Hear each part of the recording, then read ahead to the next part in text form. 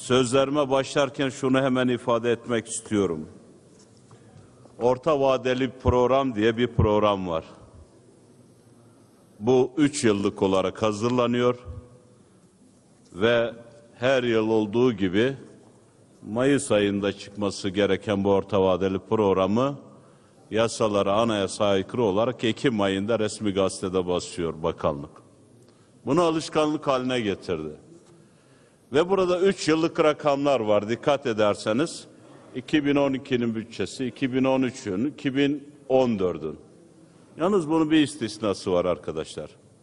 Bir tek istisnası var. Askeri harcamalar, silah alımları, örtülü ödenek gibi konular burada gözükmüyor. Şimdi burada bu hukuksuzluğun üstüne bir tane daha ifade etmek istiyorum. Şu raporu hepiniz aldınız. 3-4 gün önce geldi zaten bütçe raporu. Bunun bir ikinci cilti var. 4-5 tane daha var. Şu kadar eder. Ben Kur'an'a el basarım burada. Milletvekillerinin komisyon üyeleri hariç veya konuşmacı ilgili birkaç kişi %90'ı bunu okumamıştır. Ben Kur'an üzerine and içerim. %90'ı bu raporu okumamıştır. Yemin de içerim ve şunu da söylerim. Eğer okumuş olsalar birinci sayfasında kanunsuzluğun başladığını görürlerdi. Birinci sayfada başlıyor arkadaşlar. Cumhuriyet Tarihi Meclisi'nde kanun hükmünde kararnameyle bakanlık ihdas edildiği, onlarca bakanlığın bütçesinin tanzim edildiği, bütçenin de tanzim edilen bu bütçelerin hepsinin hiçbirinin mecliste görüşülmedi, onaylanmadı ve mecliste görüşülmeyen bu bakanlıkların hepsinin hayali olarak bütçesinin hazırlandığını görürsünüz. Şimdi bakın, ben şunu yemin ederim ki Sayın İnce, yemin ederim ki bütün sayfalarda çiziklerim vardır. Senin yeminin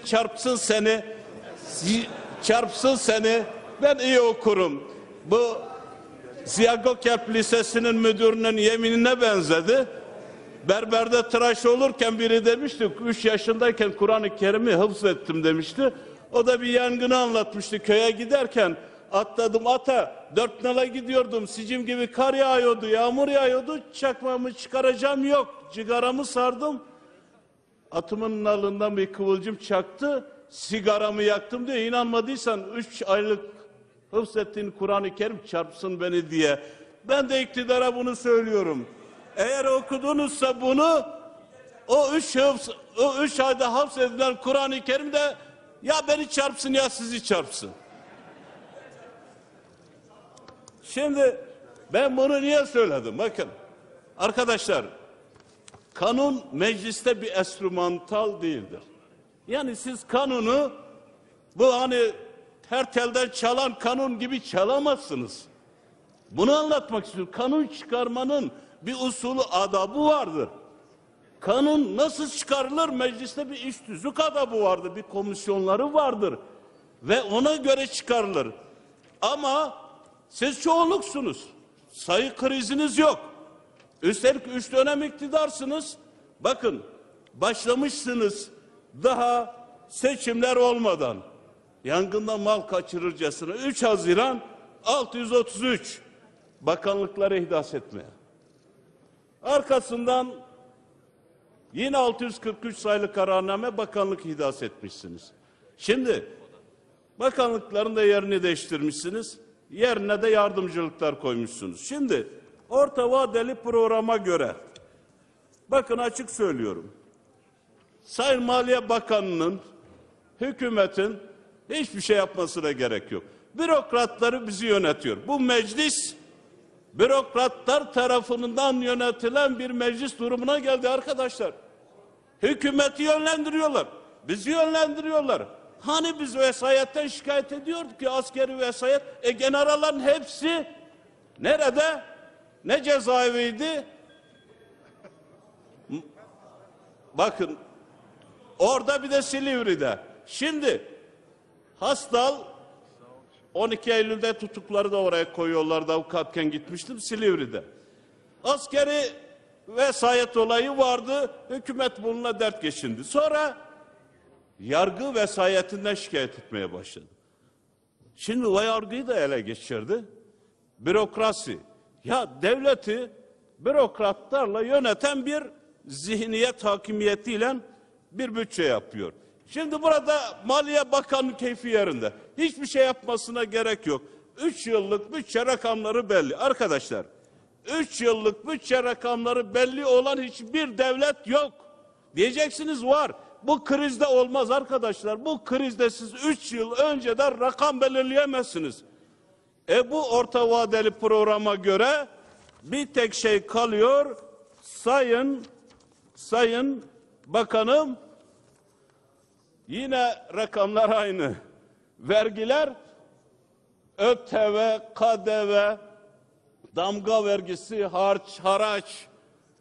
Vatandaştan alıyorsunuz yine %80. Zenginden ne alıyorsunuz? Çıkıyorsunuz kürsüye, vallahi diyorsunuz kurumlar vergisini %35'ten 20'ye indirdim. Aferin size. Aferin ya. Zenginden vergi alma, fakirden al. Var mı böyle bir adalet ya? Sayın Bakan'ın yine keyfi yerinde. Yani gelmese bile göreve, gitse memleketi Hasankeyf'e. Hasankeyf zaten tarihi sular altında kalacak.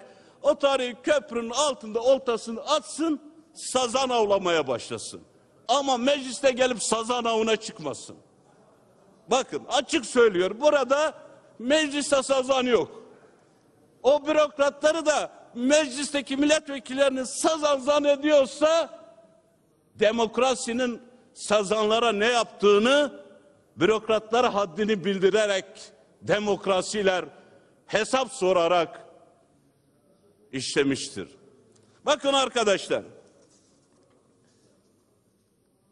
bütçe açığı rakamlarına bakın. Bu rakamlar sanal.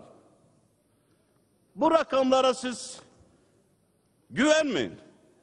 Bana çıkıp Maliye Bakanı şunu söyleyecek. Ben 5 aydır Kandil'e, Kuzey Irak'a her gün 10 tane 20 tane jet uçağı kaldırıyorum. Bu kadar bomba atıyorum. Bunun her uçuşu şu kadar lira. Şu kadar bomba şu kadar para eder. Şunun parası bu bütçenin içinde burada bu kadar. Çıkıp bunu söyleyecek. Bütçe budur. Vatandaş verdiğin vergiyle sen o hangi silah şirketlerini doyuruyorsun? Hangi silah şirketlerine vergimi peşkeş çekiyorsun diye bakacak. Hangi silah şirketleriyle işbirliği yaptın? Skorsky'yi kimden alıyorsun? En son insansız hava araçlarını kimden aldın? İsrail'den alıyordun, şimdi Amerika'dan mı alacaksın? Bunun hesabını sorar. Sonra şunu sorar.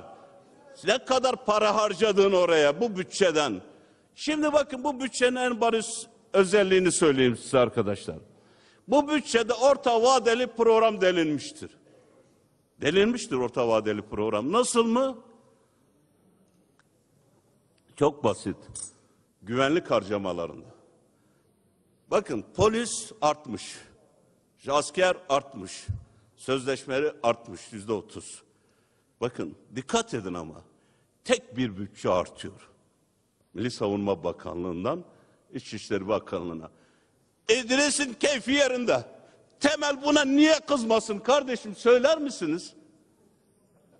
Temel niye kızmasın? Her şeyi vermişsiniz. 2 milyon silahlı güç de emrinde.